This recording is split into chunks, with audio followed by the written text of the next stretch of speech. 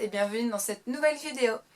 Aujourd'hui, je vais parler avec vous de nouveaux trucs et astuces pour gérer les crises de douleur. Alors avant de commencer, j'aimerais vous parler de mes chassistantes qui sont complètement absentes durant sa dernière vidéo.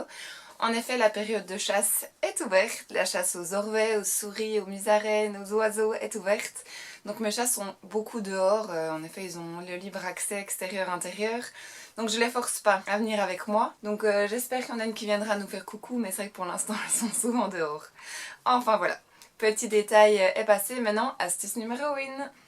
Une chose qui est importante quand on débute une crise de douleur, c'est d'avertir son entourage proche, les personnes qui vivent avec nous, pour qu'ils puissent être au courant que là on est dans une période qui commence à être difficile. Donc, sous-entendu, on risque d'avoir une humeur qui est un petit peu plus sensible, éventuellement des sautes d'humeur. On a des fois, en tout cas pour ma part, moi j'ai du mal, quand je suis en crise de douleur, de fixer des limites claires.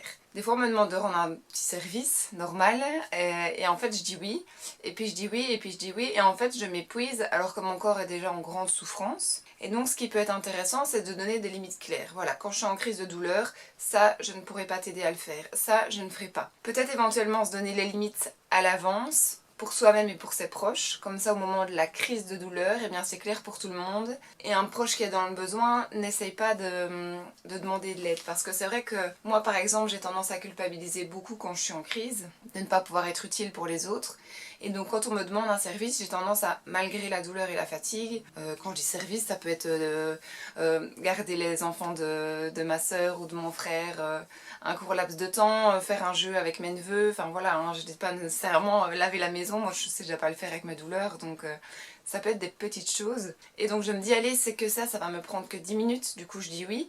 Sauf qu'en fait j'empire mes douleurs, c'est un moment où je ne me repose pas. Et donc en fait j'enclenche quelque chose de négatif. Donc ce qui est important c'est d'adapter ces activités à ce moment-là. Donc par exemple, si mes neveux veulent faire un jeu, je dis pas nécessairement non, parce que j'adore passer du temps avec eux et moralement ça me fait du bien. Par contre j'adapte. Au lieu de me mettre assise sur une table de salle à manger qui est douloureuse pour moi, eh bien je m'allonge dans le divan. Mon neveu a l'habitude, il vient coller la petite table tout contre moi et on fait un jeu de plateau qui est juste à côté de moi. Et de temps en temps, je fais que lancer le dé, c'est même lui des fois qui me déplace mon pion pour me soulager. Je lui explique, il sait ce qui se passe, c'est pas tabou, il sait qu'il peut me poser des questions, donc pour lui c'est pas anxiogène, il sait que c'est comme ça et je passe quand même du temps avec lui, je ne le prive pas de temps partagé, mais le temps partagé est adapté. Avertir son entourage proche pour qu'il puisse éventuellement nous rappeler à l'ordre si on a tendance à vouloir en faire trop, parce que ça fait 4-5 jours qu'on est en douleur et on a envie que ça passe et on a tendance à faire des choses qui ne sont pas nécessairement adaptées. Moi, ils me servent de garde-fou par moment en me disant ok, là tu dois t'arrêter. Et puis donner des limites claires à l'avance et rappeler les limites claires si elles ne sont pas nécessairement respectées, pas de manière consciente mais par un oubli, par un proche. Astuce numéro 2. Adapter sa séance de kiné ou éventuellement demander une séance de kiné en urgence. Durant les séances de kiné, on peut avoir une séance de kiné classique et quand je suis en crise de douleur, j'essaye dans la mesure du possible de ne jamais l'annuler, de quand même y aller. Donc ça me demande une énergie incroyable, un effort incroyable, mais je sais que la séance va me faire du bien et je sais que ça en vaut la peine et que c'est pour un mieux. Donc j'y vais. Par contre, ce que je fais, c'est qu'en arrivant, je préviens mes kinés tout de suite. Ok, aujourd'hui, pas d'hypopressif, j'ai trop mal, il faut s'occuper de mes cervicales, il y a trop de boulot, il va falloir vraiment qu'on se focalise là-dessus. Je fais toujours 15 minutes après soit de tapis ou de vélo. Donc le vélo, je prends pas le vélo traditionnel où on se tient comme ça parce que ça c'est beaucoup trop douloureux pour moi. Donc en fait c'est le vélo de... D'habitude c'est pour la tranche un peu plus âgée mais je m'en sers quand même. Les vélos en fait assis. Donc on a un dossier, on est assis sur une chaise ou soit le dossier est attaché au vélo. Et donc ça peut être en fait un vélo à bras ou un vélo de jambes. Donc moi je m'en sers pour les jambes. Mais au moins j'ai une bonne assise et mes bras sont complètement relâchés. Donc ça m'aide beaucoup. Et donc par exemple pendant sa séance de sport, ce qu'on va faire c'est diminuer l'intensité de la résistance. Au lieu de faire 15 minutes, je vais peut-être faire que 7 minutes 30, voire 10 minutes. Où je commence et quand je sens que mon corps accélère de manière exagérée ou que je sens que j'ai une chute de tension ou que la douleur m'empêche de bien respirer, de bien faire mes exercices, à ce moment-là, je coupe. Je préviens toujours la kiné à l'avance, comme ça elle ne se demande pas ce qui se passe alors qu'elle est en train de traiter un autre patient éventuellement. Donc je communique, on échange et on adapte. De temps en temps, ça m'est arrivé d'annuler quand physiquement j'étais incapable de me déplacer. Mais dans la mesure du possible, j'y vais parce qu'une séance adaptée est toujours bénéfique, en tout cas dans mon cas. Astuce numéro 3, la séance de thérapie, la séance psy. Donc si une séance est prévue, moi j'essaie de la garder à tout prix parce que ça me fait un bien fou quand je suis en crise de douleur. Par contre, je vais demander de l'adapter. Si on avait prévu de faire un EMDR qui demande beaucoup d'énergie, je sais que c'est énergivore, après ça me fait un bien fou également, mais c'est pas à ce moment-là que je vais les faire parce que je suis plus fragile émotionnellement, donc la séance de MDR est plus violente, et en plus j'ai un contre-coup de fatigue derrière qui n'est pas gérable à ce moment-là. Donc si j'ai une séance qui est prévue, j'en parle, on adapte, et alors pourquoi pas éventuellement, ça c'est vrai que je le fais pas assez souvent, mais pourquoi pas éventuellement demander un exercice de relaxation, de respiration, de pleine conscience pour nous aider à accueillir la douleur et à la gérer à l'instant T. Échanger, communiquer, dire voilà, là à quel moment j'en suis au niveau de ma crise, ça nous donne un petit peu le guide pour savoir de quoi va être constituée notre séance. Si aucune séance n'est prévue, n'hésitez pas à faire une demande à votre psychologue. Soit il a une disponibilité et c'est génial, vous arrivez à le faire. Soit il n'a pas de disponibilité, et bah c'est pas grave, vous aurez tenté votre chance et vous ne risquez pas grand chose à recevoir un non en fait. Et alors moi j'ai la grande chance que ma psychologue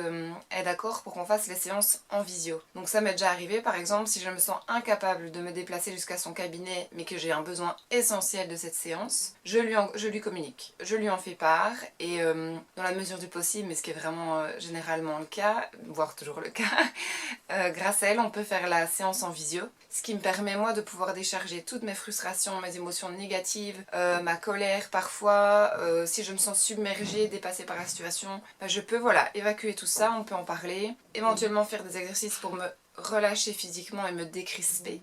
Et donc tout ça, ça va peut-être me demander un peu d'énergie, mais c'est tellement bénéfique et ça va tellement m'aider à mieux rebondir après pour passer ma crise. Astuce numéro 4, c'est un lien directement avec l'astuce numéro 3 et c'est encore un travail que je dois faire en profondeur, c'est tenter de se déculpabiliser.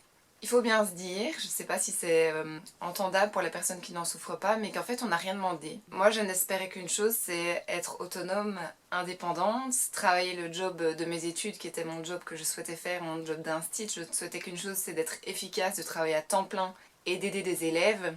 Et ma maladie ne me le permet pas. Quand je suis en crise, en plus d'être privée de ce quotidien normal, je n'arrive pas à aider mes proches dans leur quotidien, je n'arrive pas à être soutenante émotionnellement, je n'arrive pas à les dépanner, à les soulager dans leur quotidien, donc ça c'est très frustrant. Et c'est culpabilisant parce que des fois j'ai l'impression d'être un poids. Donc à ce moment-là, je pense que ce qui est très important, c'est de se rappeler qu'on n'a rien demandé. On n'a pas choisi cette vie. Si on avait le choix, on serait très différent et on vivrait notre vie complètement différemment. Mais on n'a pas le choix. Donc qu'est-ce qu'il faut faire? Eh bien il faut faire un grand travail sur soi pour se rendre compte que c'est pas de notre faute en fait. Et c'est pas de la faute de nos proches non plus, mais c'est pas de notre faute et on aimerait bien faire les choses différemment et on ne peut pas, c'est pas grave en fait. Ce n'est que momentané cette crise où on est vraiment invalidé et on ne peut aider personne d'autre à part soi. Donc privilégions ce moment pour prendre soin de nous, nous ressourcer, essayer mentalement de nous recoacher, de nous rassurer, prendre le temps d'accueillir la douleur, d'enlever la culpabilité. Donc n'hésitez pas, si vous avez plus facile à écrire, à parler, faire des messages vocaux que vous enregistrez pour vous écouter par la suite. Faites la technique qui vous convient le mieux, mais mettez des choses en place pour vous rebooster moralement et vous déculpabiliser si ce sentiment de culpabilité vient, parce que c'est vrai que ce sentiment de culpabilité, moi, il me demande énormément d'énergie. Et quand j'y pense trop, ça me bousille clairement moralement si ma crise est sur du long terme. Donc je me force à me rappeler que j'ai pas demandé ça, mais surtout que cette crise n'est que temporaire. Là je suis inefficace, là je traîne la patte, mais c'est durant la durée de ma crise. Et après cette crise, je pourrai aller mieux et je pourrai à nouveau accompagner mes proches et les aider dans leur quotidien. Et si vous mettez plein de choses en place pour que votre crise passe le plus vite possible et que ça ne suffit pas, eh bien ce n'est pas de votre faute. Allez demander de l'aide à votre médecin traitant, à votre spécialiste, à votre kiné, à votre psychologue, demandez de l'aide, cherchez des outils autour de vous, mais ce n'est pas à cause de vous. Et alors, la cinquième et dernière astuce pour cette vidéo, les coussins chauds et froids. Alors ça c'est un grand sujet parce que, en tout cas pour ma part, dans ma pathologie, c'est très difficile de savoir à quel moment je dois mettre un coussin chaud et à quel moment je dois mettre un coussin froid. Mais j'en parle quand même parce que pour beaucoup d'autres personnes, c'est très clair. Donc n'hésitez pas à utiliser cette astuce. Donc notamment quand vous êtes en cas d'inflammation, là on va plutôt être en crise inflammatoire, on va plutôt être sur du froid. Si vous êtes sur des contractures douloureuses, des crispations, là on va plutôt être sur du chaud. Ça c'est la théorie. Moi c'est pas toujours le cas. Donc ce que j'essaye de faire, c'est que je teste quelques minutes, j'arrête et je vois si une demi-heure après si ça m'a soulagée ou si ça augmente la douleur. Je fais des petits tests. Parce que un jour dans une situation il me faudra du chaud et le lendemain dans la situation exacte il me faudra du froid. Mais je suis un cas vraiment à part d'après les médecins et les kinés. Donc demandez à votre kiné, demandez à votre médecin en fonction de votre pathologie qu'est-ce qui vous conviendrait le mieux, parce que c'est une astuce qui n'est pas chère, qui prend très peu de temps à mettre en place et sur le moment ça soulage énormément. Donc qu'est-ce que j'ai? Alors j'ai ceci, c'est un coussin et alors vous avez le soleil et le glaçon. Donc c'est un coussin en forme de gel, c'est ce qu'on m'a conseillé à l'hôpital en fait, c'est ce qui fonctionne le mieux pour le froid selon moi. Donc je le mets au congélateur, vous pouvez le mettre plus ou moins longtemps en fonction de si vous voulez que ce soit plus ou moins froid. Par contre faites attention, entourez-le toujours bien d'un linge ou au minimum de sa petite protection parce que les brûlures par le froid ça existe. Donc soyez vigilants et protégez votre peau. Et donc vous le laissez plus ou moins longtemps en fonction de vos besoins. Et donc moi l'avantage c'est que même solide il est quand même un minimum flexible. Et donc moi pour les cervicales je me pose la tête avec et c'est vraiment extrêmement pratique. Il fonctionne pour le chaud aussi, mais pour le chaud moi j'ai une préférence pour les coussins beaucoup plus classiques. Les coussins comme ceci, avec des noyaux de cerise à l'intérieur. D'ailleurs vous avez, si vous regardez bien, des petites cerises ici indiquées. Et donc ça souvent ça se trouve en magasin bio, et souvent on a même le conseil ici pour savoir comment bien l'utiliser. Donc ça moi je le mets au micro-ondes, le temps indiqué, donc c'est 700 watts pendant maximum 3 minutes. Moi souvent c'est 1 minute 30 et 2 minutes quand j'ai besoin que ce soit vraiment plus chaud. Mais j'essaie de ne pas le faire trop chaud, étant donné, vu ce que j'ai dit avant, que moi je dois toujours faire mes petits tests de ce que j'ai besoin de chaud ou de froid pour le moment. Je fais toujours mes petites découvertes, donc vu que je suis rarement sûre de moi, je mets pas quelque chose de trop chaud parce que sinon les conséquences vont pas être top après. Donc quand je fais mon test, je le mets tiède chaud, et puis si je vois que ça me fait du bien, là je le remets un petit peu et je le mets bien chaud sur moi. Celui-là est très pratique, il est en 3 parties, donc il faut vraiment secouer pour que les pépins se répartissent bien partout. Voilà, j'ai fait une petite pause pour que nos chiens se taisent. C'était le postier. Donc ce que je veux dire avec ce coussin en 3 parties, c'est que je le trouve idéal pour les cervicales parce que grâce au fait qu'ils sont en 3 parties, il se positionne bien. Et je peux même des fois, bon je vais pas commencer à me déplacer énormément, je suis en crise de douleur quand je le mets. Mais voilà, si j'ai besoin d'attraper quelque chose ou quoi, il ne tombe pas. Si j'ai besoin de me mettre en position assise allongée, ça fonctionne. Donc ça c'est super chouette. Et en fait l'avantage avec ces coussins là c'est qu'il y a un petit poids en fait parce qu'il y a les pépins de cerise et attention il est léger hein. Mais il y a une petite sensation de présence et donc avec la chaleur je trouve que c'est plus réconfortant et ça, je trouve que ça se relâche mieux. J'ai aussi beaucoup de crampes intestinales et alors je trouve que ce format là n'est pas très adapté. Donc à ce moment là j'utilise celui-ci qui est sous forme de carré. C'est exactement le même principe, noyau de cerise, magasin bio. Et en fait celui-là fonctionne mieux quand on veut le mettre en carré sur le ventre. Je trouve qu'il se positionne mieux et il prend une surface plus large. Quand des fois j'ai mal au dos ou des crispations dans le dos, j'utilise celui-ci aussi plutôt que le fin rectangle. Je trouve qu'il couvre une plus grande surface, il se positionne vraiment bien de manière homogène, c'est très agréable.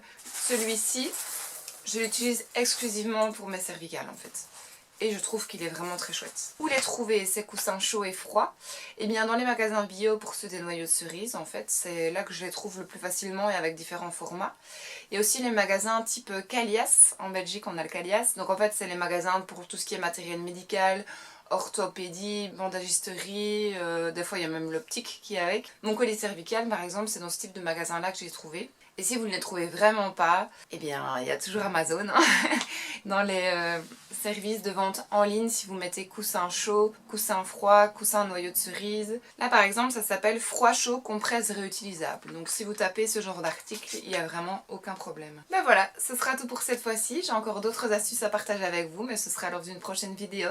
J'espère que vous vous portez bien, prenez soin de vous. Si vous avez d'autres idées pour des prochaines vidéos, des sujets qui vous intéressent, n'hésitez pas à laisser un commentaire, n'hésitez pas à mettre un petit j'aime pour me donner du courage pour continuer ces vidéos pour vous. En plus les j'aime sont anonymes, donc n'hésitez pas. Et si vous souhaitez me soutenir mais que vous n'aimez pas laisser de commentaires, ce que je peux comprendre particulièrement parce que moi je n'aime pas spécifiquement laisser de commentaires aux vidéos que je regarde, n'hésitez pas à me laisser un petit soleil, un sourire, une fleur, un petit smiley coloré pour me redonner la pêche pour les prochaines vidéos. Et d'ici là, prenez soin de vous.